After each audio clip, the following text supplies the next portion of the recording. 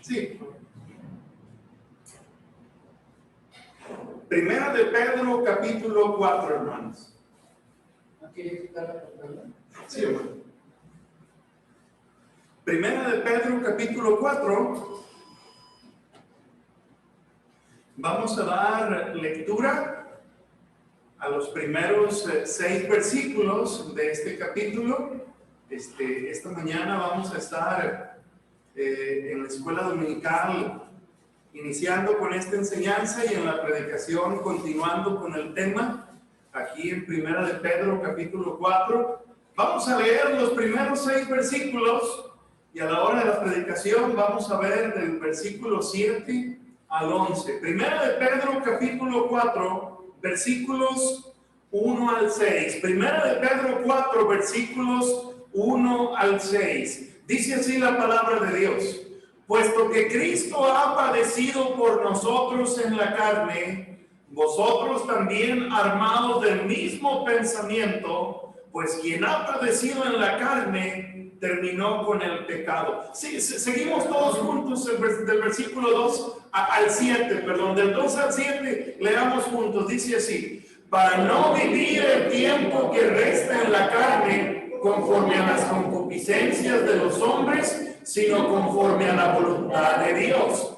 Baste ya el tiempo pasado para haber hecho lo que agrada a los gentiles, andando en lascivias, concupiscencias, embriagueces, orgías, disipación y abominables idolatrías. A esto les parece cosa extraña que vosotros no corráis con ellos en el mismo desenfreno de disolución y os ultrajan. Pero ellos darán cuentas al que está preparado para juzgar a los vivos y a los muertos, porque por esto también ha sido predicado el evangelio a los muertos, para que sean juzgados en carne según los hombres, pero vivan en espíritu según Dios. Mas el fin de todas las cosas se acerca. Sed pues sobrios y velad en oración. Quiero que note las primeras palabras del versículo 7. Mas el fin de todas las cosas se acerca.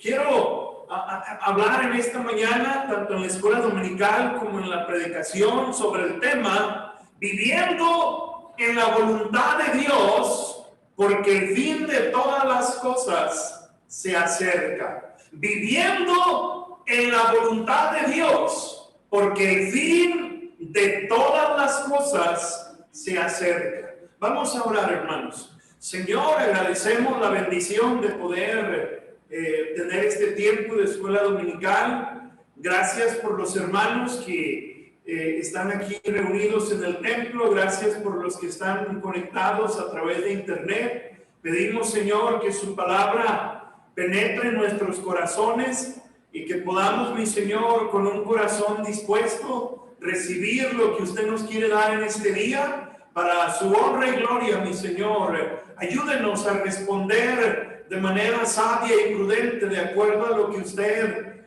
demanda de nosotros. Gracias por sus bendiciones en nuestras vidas. Bendiga este tiempo, Padre, se lo pido en el nombre de Cristo. Amén, amén. Un momentito nada más.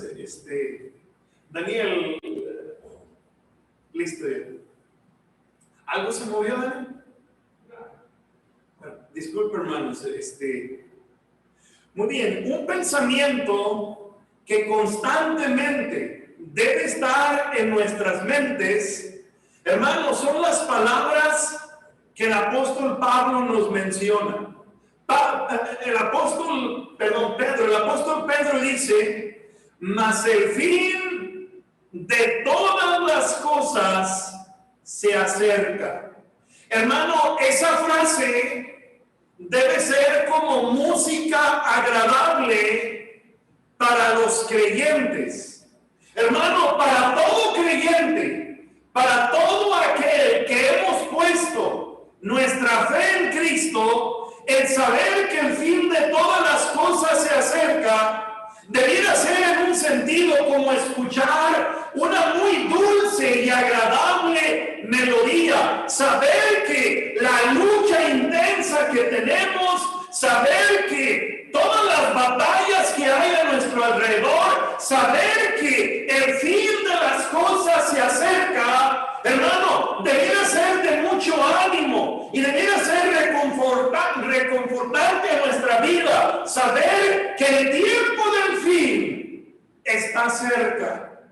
Pero esa misma frase debiera ser de espanto y terror para los que aún no tienen una seguridad en Cristo.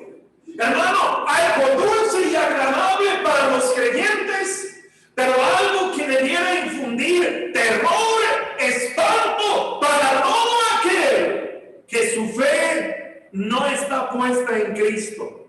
La frase "más el fin de todas las cosas se acerca", podemos decir, es una alusión, hermano, a la venida de Cristo, que también Pedro ha mencionado aquí mismo en la epístola de diferentes maneras en otros espacios. Mire, primera de Pedro capítulo 1, versículo 5.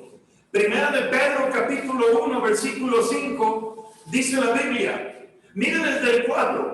Para una herencia incorruptible, incontaminada e inmarcesible, reservada en el cielo. ¿Para quién, hermano?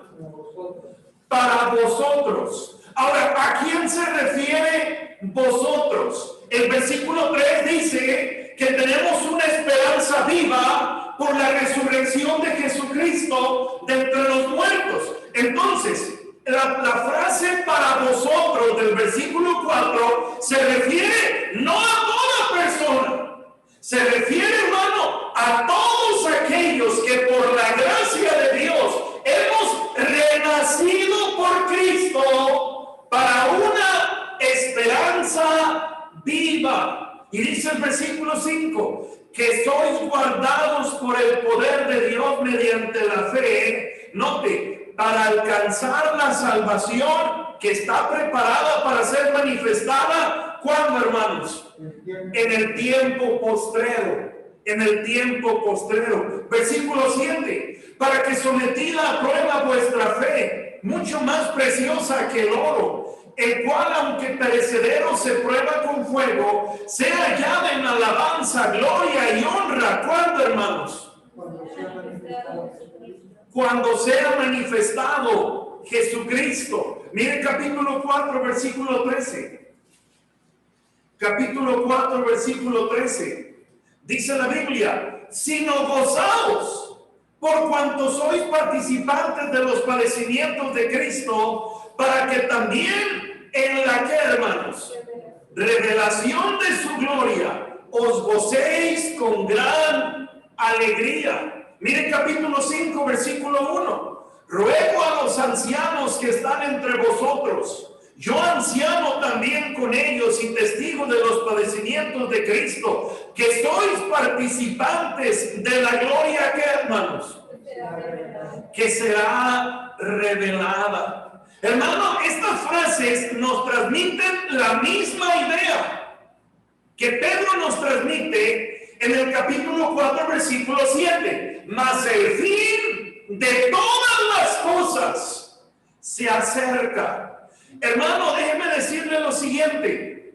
Una buena manera de vivir nuestra vida, una buena manera de vivir, una buena perspectiva al vivir nuestra vida, es vivir nuestra vida a la sombra de un final cercano. ¿Sí, hermano? Sí, puedo hacer preguntas. Sí, ¿cómo no?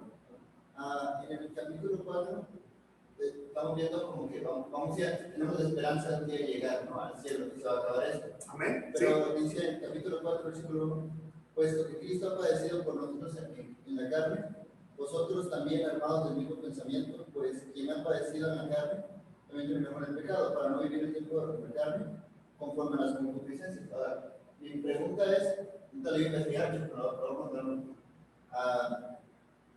Cuando dice que Cristo padeció en la carne tiene diferentes contextos. Puede significar naturaleza pecaminosa, puede significar carne de cuerpo. Sí. porque aquí se repite un montón de veces carne. Dice que Cristo padeció en la carne y también dice que nosotros padecemos en la carne, pero también habla de carne como naturaleza pecaminosa.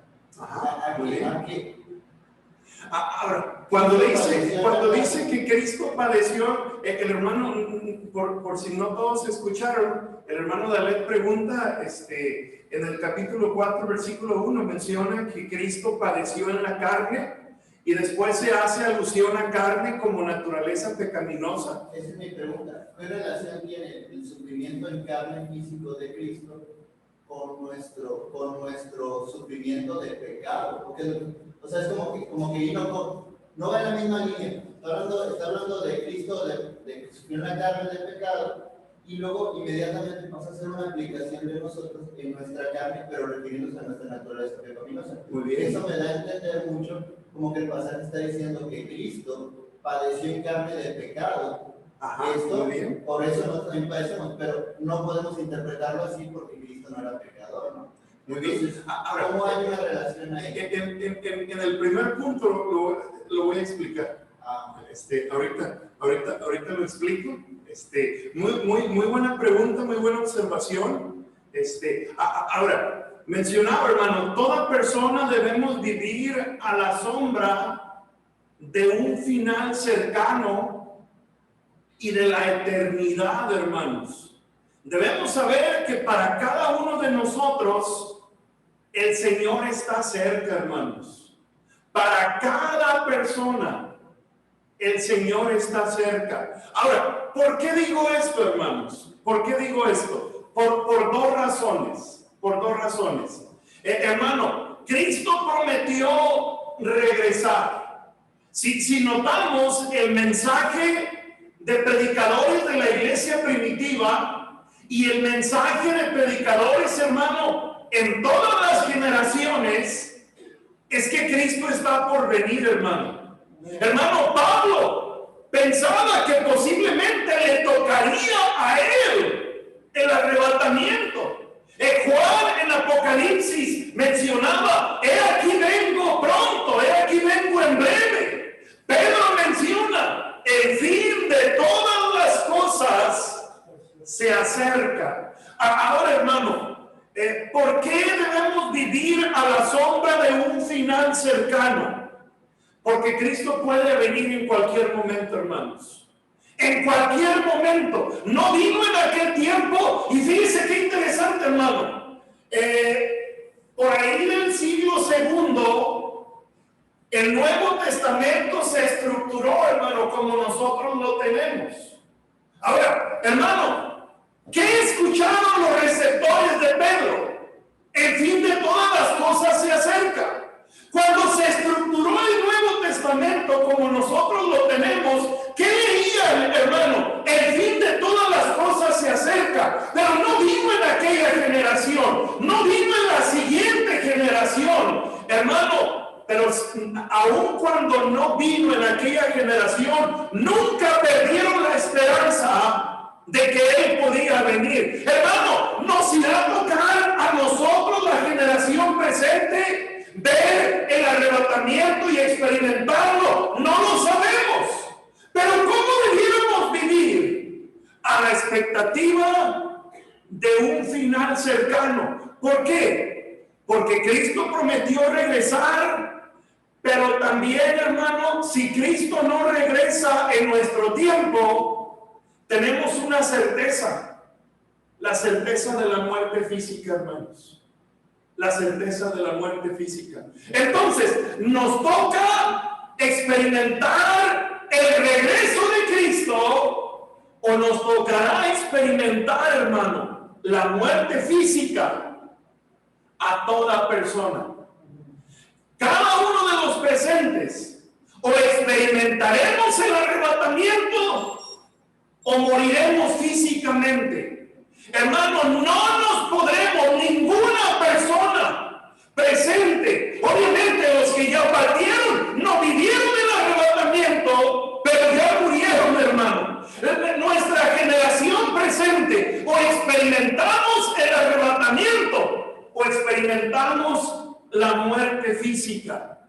Y teniendo en mente, hermano, todos tenemos un final cercano. El apóstol Pedro pone varias cosas en nuestra mente para vivir una vida, para que vivamos una vida en la voluntad de Dios.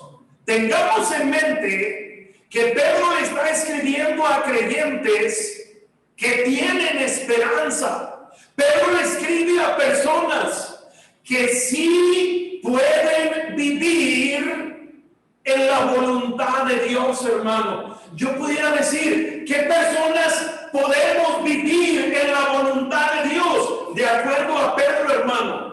Quienes hemos renacido de nuevo, quienes hemos nacido de nuevo, quienes tenemos una esperanza viva y podemos decidir, hermano, caminar en la voluntad de Dios revelada a través de su palabra.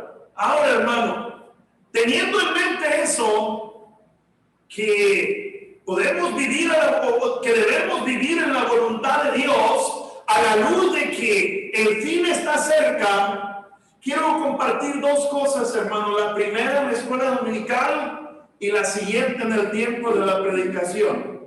En primer lugar, hermano, debemos dejar nuestra antigua vida pecaminosa siguiendo el ejemplo de Cristo.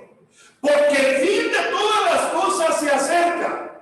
Porque somos llamados a hacer la voluntad de Dios. Debemos dejar nuestra antigua vida pecaminosa siguiendo el ejemplo de Cristo.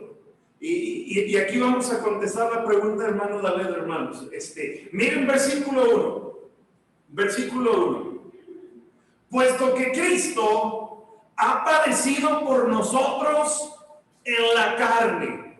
La frase puesto que, y menciona que Cristo ha padecido por nosotros en la carne, se refiere a lo que Pedro dijo, hermano, en el capítulo 3, versículo 18. ¿Qué dice el capítulo 3, versículo 18?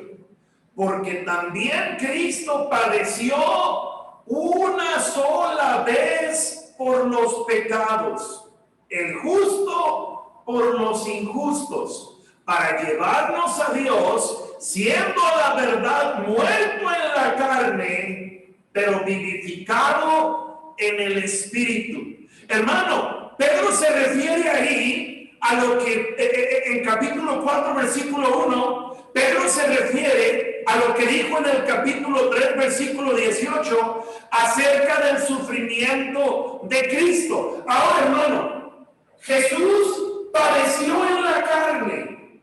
¿A qué se refiere, hermanos? ¿A qué se refiere? Padeció físicamente. Jesús experimentó un padecimiento físico. Hermano, en el capítulo 2, Pedro nos menciona que fue maltratado y él cerró su boca. Cuando le maldecían, él no maldecía, hermano, sino encomendaba la causa al que juzga justamente. Entonces, hermano, debemos tener en mente que aunque la Biblia dice que Cristo fue sin pecado, hermano, Él se hizo pecado por nosotros. Él, hermano, tomó nuestro pecado, hermano, el juicio que el hombre merece por su acción deliberada de ofender a Dios. Cristo, hermano, experimentó la justa ira de Dios por el pecado que nosotros cometimos. ¿Cómo, hermano? En su carne, en su cuerpo. Él padeció terriblemente. Hermano, ahora, él no fue ningún masoquista. Él no fue alguien, hermano, que pudiéramos decir, cómo me encanta el dolor, cómo me encanta el sufrimiento. De hecho, en Mateo 26 encontramos, hermano, la escena de Cristo en el huerto de Getsemaní, donde vemos una intensa lucha, intensa angustia de Jesús y aún orando al Padre diciendo: si es posible, pase de mí esta copa, pero no se haga como yo quiero, sino hágase tu voluntad. Hermano, ¿qué experimentó Jesús? Hermano, el hecho de que Él tomaría nuestros pecados. No cometió pecado, hermano. No cometió pecado. Pero la Biblia dice, el apóstol Pablo dice, se hizo pecado por nosotros, hermanos. Ahora, 100% hombre, 100% Dios. Hermano, Él, aunque tuvo un cuerpo como el nuestro, no poseyó, hermanos, una naturaleza pecaminosa. ¿Por qué? Porque Él no poseyó una naturaleza pecaminosa, porque no venía de un nacimiento normal. Él fue engendrado, hermano, no de manera normal como nosotros hemos sido engendrados y recibimos la herencia de una naturaleza pecaminosa. Él tuvo un nacimiento virginal. María concibió de manera milagrosa y misteriosa del Espíritu Santo, de tal manera que el mismo ángel Gabriel le dijo a María: el santo ser que nacerá en tu vientre será llamado Hijo de Dios, Hijo del Altísimo, se sentará en el trono de David, etcétera, etcétera. Entonces tenía un cuerpo como el nuestro, sin naturaleza pecaminosa. Y hermano, lo que Pedro nos está enseñando es que Cristo estuvo determinado. Cristo, hermano, no claudicó en su idea de muero o no muero. No, con determinación, Él estuvo dispuesto, hermano, a decir: hágase tu voluntad. Murió, padeció en la carne por nuestros pecados. ¿Y qué es lo que Pedro nos enseña? Versículo 1. Puesto que Cristo ha padecido por nosotros en la carne, vosotros también armaos del mismo pensamiento, pues quien ha padecido en la carne terminó con el pecado.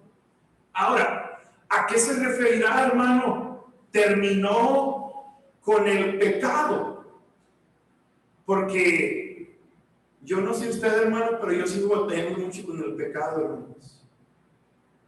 Y todos estamos batallando con el pecado. El hermano de él mencionaba carne. Cuando se refiere a Cristo, ciertamente se refiere a su cuerpo. Pero la palabra carne, hermano, la podemos interpretar de varias maneras. Carne se puede referir al cuerpo, al físico, pero carne también se puede referir, hablando de nosotros, a nuestra naturaleza pecaminosa. Cuando la palabra carne se aplica a Jesús, no puede referirse a una naturaleza pecaminosa como se referiría a nosotros. ¿Por qué? Porque Él no poseía una naturaleza pecaminosa. Él, hermano, siendo justo, Pedro menciona el justo padeciendo por los injustos. Él sufrió, hermano, Él padeció con determinación, fue a la cruz del Calvario. ¿Para qué? Para terminar con el pecado. ¿Qué es la idea de terminar con el pecado? Recuerde, ¿a quién le está escribiendo, hermano? A creyentes. A creyentes. Entonces, ¿qué diferencia existe entre el creyente y el no creyente? Hermano, el no creyente es esclavo del pecado. El no creyente, hermano, quiere imitar a Cristo y quiere armarse del pensamiento de Cristo y decir: ya no quiero pecar, ya no quiero ofender, quiero librarme de mis vicios, de mis pecados, de mis pasiones, pero no puede. ¿Por qué, hermano? Porque es esclavo del pecado. ¿Por qué, hermano? Porque no ha renacido a la esperanza viva que Pedro menciona en el capítulo 1. Ahora, hermano, ¿por qué los que hemos renacido con la ayuda de Dios sí podemos? Hermano Ortega. Yo entiendo que aún el término ha padecido en la carne, terminó con el pecado, es como cuando nosotros compartimos el Evangelio. O sea que nosotros, aceptando que Cristo murió por nosotros y pagó por nuestros pecados, estamos hablando del pecado original, que es el que nos aparta de Cristo. Y mientras estemos en esta carne, pues vamos a seguir batallando por el pecado. Pero el punto es que Cristo murió por mi pecado, lo que me apartó de Dios en el problema original. Ajá. Entonces ahora puedo andar tranquilo, porque ese pecado ya se solucionó. Muy Ya bien. se pagó la deuda. Exacto. Aunque va a seguir batallando con mi cuerpo, como usted decía ahorita, ¿por qué seguimos siendo pecadores? Porque todavía estamos en este cuerpo. Así El es. punto de mi ofensa que ha hecho yo contra Dios por haber pecado, se acabó el problema porque Cristo ya lo pagó. Ahora, y la pregunta es, ¿por qué podemos decir no al pecado? Hermano David. Por nuevo pacto que Cristo inaugura. Exacto. Una de las bendiciones es que Dios nos da un nuevo corazón nuevamente para Muy bien. obedecer sinceramente. Amén. No perfectamente, pero sí sincero, como en Hebreos dice, que Él nos ha, como dice, haciéndonos aptos, dice la Biblia, ¿no? Amén. Dios nos restaura, ¿no? Para poder, y dice ahí, haciéndole lo que es agradable, haciendo Él en vosotros lo que es agradable para su gloria. Amén.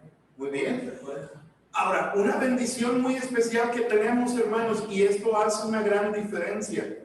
El inconverso está muerto. El creyente es morada del Espíritu Santo, hermanos. El creyente cuenta, escúcheme, con una ayuda sobrenatural, hermanos. Porque recuerden, ¿quién es el Espíritu Santo, hermanos? La tercera persona de la Trinidad. Hermano, ¿hago violencia a la Escritura al decir que el Espíritu Santo es Dios? No. El Espíritu Santo, aunque nuestra mente finita no alcance a comprender cómo un Dios en tres personas, hermano, pero la tercera persona de la Trinidad, el Espíritu Santo, vive dentro de nosotros. Hermano, el Espíritu Santo vive en mí, el Espíritu Santo vive en usted, el Espíritu Santo vive en el creyente, y con su ayuda, con su poder y siguiendo el ejemplo de Cristo, hermano, podemos dejar nuestra antigua vida pecaminosa. ¿Para qué? Para hacer la voluntad de Dios. ¿Sí, hermano? Yo también añadiría que además de lo que menciona usted, es que también la salvación se guarda en Cristo. Si nosotros la guardáramos, ya lo hemos perdido. Pero gracias a Dios por el Espíritu Santo que habita en nosotros y que la salvación está guardada en Cristo, podemos ahora sí que tomarnos de este versículo, y que así es como estamos quitados del pecado. Amén. Muy bien. Ahora, ¿qué dice el apóstol Pedro, hermanos? Versículo 1 nuevamente. Puesto que Cristo ha padecido por nosotros en la carne, vosotros también armados del mismo pensamiento, pues quien ha padecido en la carne terminó con el pecado. Y vea la exhortación de Pedro. Para no vivir el tiempo que resta a la luz de que el fin de todas las cosas se acerca, para no vivir el tiempo que resta, ¿en qué, hermano? En la carne. Ahora, aquí, hermano, es importante esto, en cuanto a lo que preguntaba el hermano Dalet. Aquí es importante pensar en esto. ¿De quién está hablando aquí, hermano? ¿De Cristo o de nosotros? El versículo 2, ¿de quién está hablando? ¿De Cristo o de nosotros? De nosotros. Ahora, el versículo 1, Cristo padeció en la carne, en su cuerpo, pero aquí el versículo 2 dice, para no vivir el tiempo que resta, no está hablando de Cristo, está hablando de nosotros. Para no vivir el tiempo que resta en la carne, y vea lo que dice después, conforme a las concupiscencias de quién, hermano, que tienen una naturaleza pecaminosa, sino conforme a qué, hermanos, a la voluntad de Dios. Entonces, el versículo 2 nos exhorta a aprovechar el tiempo que resta de nuestra vida y vivirlo, hermano, conforme a la voluntad de Dios. Ahora, podemos claramente notar aquí lo siguiente, hermano. La voluntad de Dios, el vivir en la voluntad de Dios, está peleado con, hermano, con concupiscencias de los hombres. Ahora, ¿qué es la idea de concupiscencias, hermanos? ¿Alguien recuerda? Los bajos instintos, las pasiones desordenadas, perversas, discúlpenme, que hay en nosotros. Entonces, Pedro dice, a la luz de que el fin de todas las cosas se acerca, no vivir, ¿cuál tiempo, hermano? Está hablando de que del pasado, presente o futuro. De futuro. Ahora, una pregunta, hermano, una pregunta. Si Dios me lo permite, el próximo año yo voy a subir al 4º piso, hermano. A lo mejor no me entendió, ¿verdad? Voy a llegar a los 40 años, hermano. Si Dios lo permite, el próximo año llegaré a los 40 años, hermanos. Ahora, iré a llegar. Ahora, les digo algo honestamente. Yo sí quiero, hermanos. Yo quiero llegar hasta el 10º piso, si Dios me lo permite, hermano.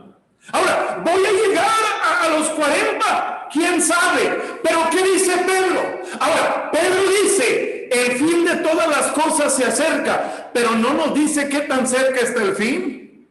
El fin está cerca, pero la palabra cerca puede ser en dimensiones 1 centímetro, 10 metros, 100 metros. Hermano, ¿qué decimos?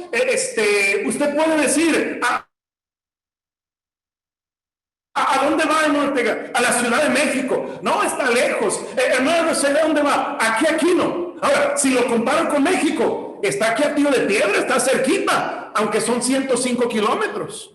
Ahora, cerca puede ser 1 minuto, 10 segundos, como 1 año, como 5 años, dependiendo muchas circunstancias, hermano, dimensiones o tiempo, lo puedo comparar con cerca. Hermano, ¿qué dijo el Señor? ¿Qué dice la Biblia? Que 1000 años para Él son como ¿qué, hermano?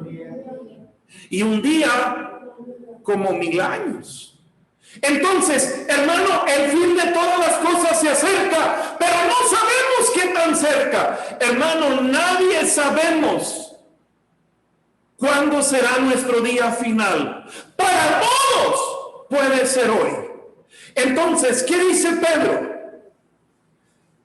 El tiempo que te queda, ya no hay que vivirlo conforme a las concupiscencias de los hombres, sino conforme a la voluntad de Dios. Ahora, mire el versículo 3. Baste ya el tiempo pasado para haber hecho lo que agrada a los gentiles, andando en qué, hermano? Lascivias, concupiscencias, embriagueces, orgías, disipación y note, abominables idolatrías. El verso 3, Pedro nos dice, ya fue suficiente desenfreno el que tuvimos en el pasado. Fíjese cómo Pedro va al futuro y va al pasado. Hermano, ¿qué dice Pedro del futuro? Camínalo en la voluntad de Dios. Camínalo en la voluntad de Dios, ya no en las concupiscencias de los hombres. ¿Qué dice del pasado? Ya basta, ya fue suficiente, ya fue mucho. Como diciendo, ya se debieran haber hartado de tanto pecado. Hermano, todos podemos decir, en nuestra vida pasada, hermano.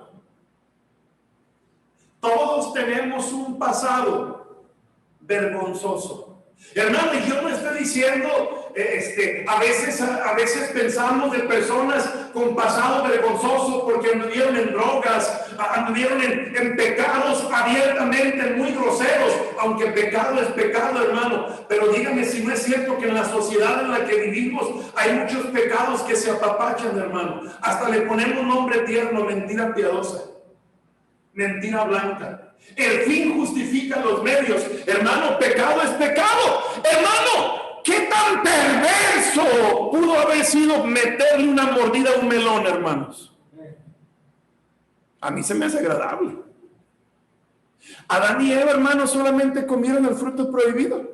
Y no es, hermano, que tuvieron relaciones sexuales. Era lícito relaciones sexuales en Adán y Eva, porque eran esposos, hermano. Pero el fruto prohibido no es que Adán se comió a Eva. No, hermano, desobedecieron lo que Dios había dicho. No comer del fruto prohibido. Hermano, Pedro dice: ya fue suficiente desenfreno el que tuvimos en el pasado. Ya fue suficiente de haber seguido la corriente a la gente sin Cristo. Hermano, Pedro nos exhorta a romper definitivamente con lo que agrada a los gentiles. Dice la Biblia, hermano, baste ya el tiempo pasado para haber hecho lo que agrada a los gentiles. La palabra gentil ahí, hermano, bien pudiéramos intercambiarla por inconverso.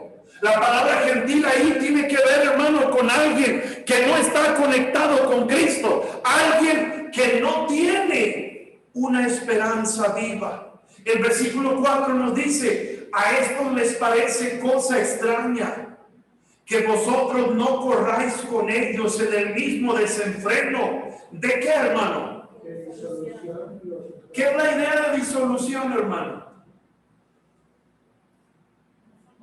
Hermano, ¿cuál es la idea de disolución? ¿Ibas a mencionar algo? Sí, es la palabra que se utiliza para hablar del hijo pródigo, cuando dice que vivió su vida perdidamente, como en el sentido de desenfreno.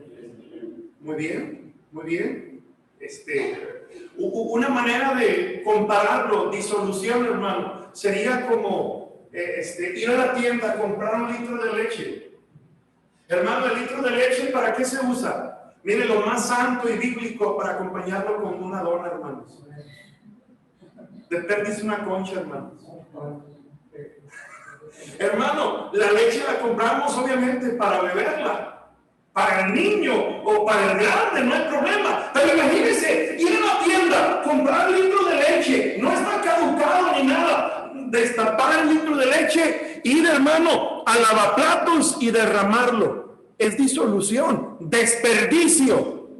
Hermano, dice la Biblia,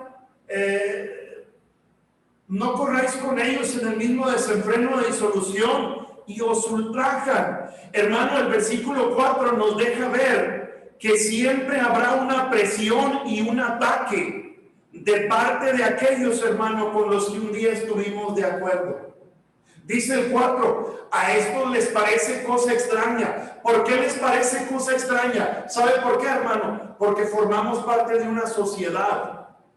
Y hermano, las personas que nos rodean, no todos, hermano, están en la misma sintonía que nosotros. No todos están comprometidos con Cristo. Entonces, cuando alguien dice: basta ya del pasado, lo que me resta lo voy a vivir en la voluntad de Dios, y la gente que está a nuestro alrededor, ¿qué dice, hermano?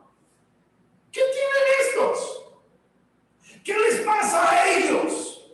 Dice: les parece cosa extraña que no corráis con ellos. Hermano, me llama la atención, el mundo va corriendo. ¿Sabe a dónde? Al desenfreno, a la perdición. Hermano, si vemos nuestra sociedad, no va como Lento Rodríguez, hermano, en cámara lenta. No, hermano, van como Speedy González, como el Mayo Rosa en turbo, rápido, hermano, corriendo rápidamente. ¿A qué? A perdición, al hoyo desperdiciar su vida. Querido hermano, ¿les parece cosa extraña? ¿Por qué? Porque el hombre natural no puede entender, hermano, las cosas espirituales. Desenfreno de disolución, siguen los impulsos pecaminosos que solo les conduce al desperdicio. Y dice la Biblia, hermano, que nos ultrajan. ¿Qué es la idea de la palabra ultrajar? ¿Qué entendemos por ultrajar, hermanos? Calumnia. Calumnia. ¿Sí, hermano? Que no están de acuerdo con nosotros. Hacernos bullying. Bullying sería la palabra moderna, ¿verdad? Ultrajar tiene que ver, hermano, con calumniar, tiene que ver con insultar, con maldecir. Hermano, ultrajar tiene que ver aún, hermano, con maltrato físico. Hermano, hay personas en nuestra sociedad, creyentes, comprometidos con Cristo, que están sufriendo, hermano. Que están sufriendo, ¿por qué, pastor? Porque no corren en el mismo desenfreno. ¿Se acuerda cuando fuimos a Chiapas, hermano? Las historias que nos contaba el pastor Pedro López, hermano, al ser un fiel cristiano entre la comunidad chamula, hermano, maltrato físico, acoso en muchos sentidos. ¿Por qué? Por caminar con Cristo, por romper con sus tradiciones.